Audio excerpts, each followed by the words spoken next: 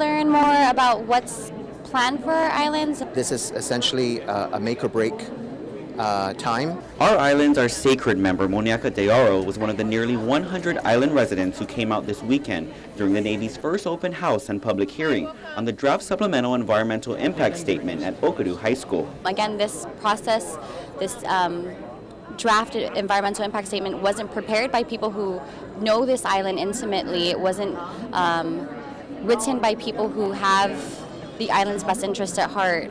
So it's important for me to come here and learn a little bit more about what their viewpoint is and perspective is, and also offer our viewpoint and perspective from the people who call this place home. And while some had concern, others like Guam Chamber of Commerce President David Letty came to show their support. If the outcome of these meetings are going to it'll heavily weigh on whether the buildup happens in Guam or not. And so we're out here to show our support, and we're hoping that many other people that understand the value of what this buildup is going to bring to Guam shows their support and speaks up as well. And it's feedback like this that Joint Guam Program Office Director Joseph Ludovici was looking forward to. So we're looking for the public's participation. We've done a lot of research and study. We have an idea of what the potential impacts could be, and we could respond to them.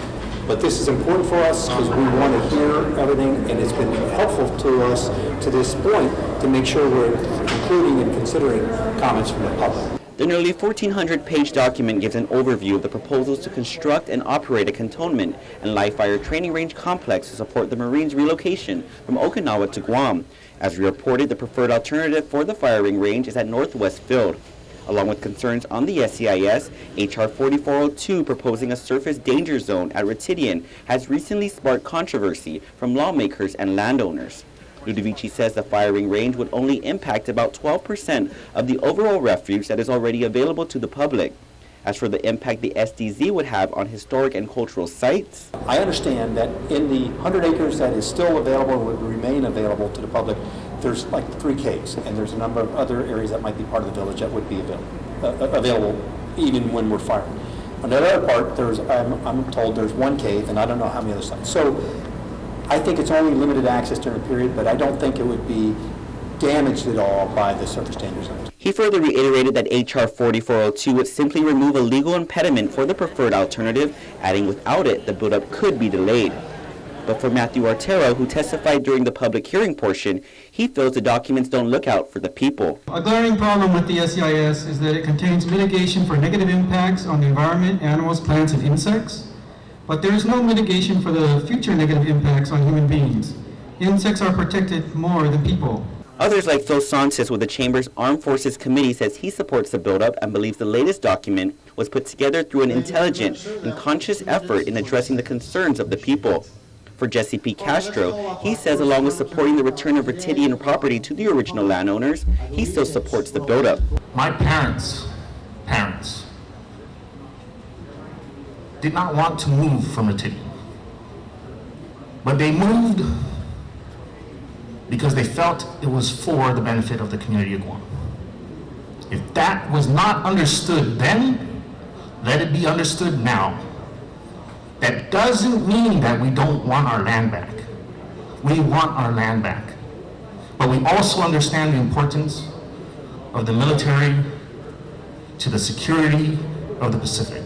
Others like John Robertson believes the military can be relied upon to do the right thing. Some limited restrictions on access to a small portion of Retidian is, in my opinion, a small sacrifice for us in exchange for our local security and fulfilling our responsibility toward national defense. And for Speaker Judy Wampad, who was given a tour of Retidian just last week, she says H.R. 4402 and the preferred alternative would limit the thousands of local students from visiting the site. I do not believe this area is compatible with the plans for the firing range, and it should not be included in the SDZ.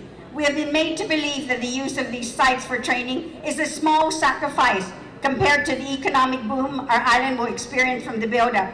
But in my close reading of the SEIS, I have learned that our island's economic activity would only slightly improve. Our tax revenues will only see a slight 3% increase by the end of the construction phase. She further raised concern over how the draft SEIS states the cost of goods, services, and housing will rise and push people on the verge of poverty or even homelessness. She says the military needs to provide greater guarantees that the buildup will benefit the government and the people of Guam. Reporting for Guam's News Network, I'm Ken Quintanilla.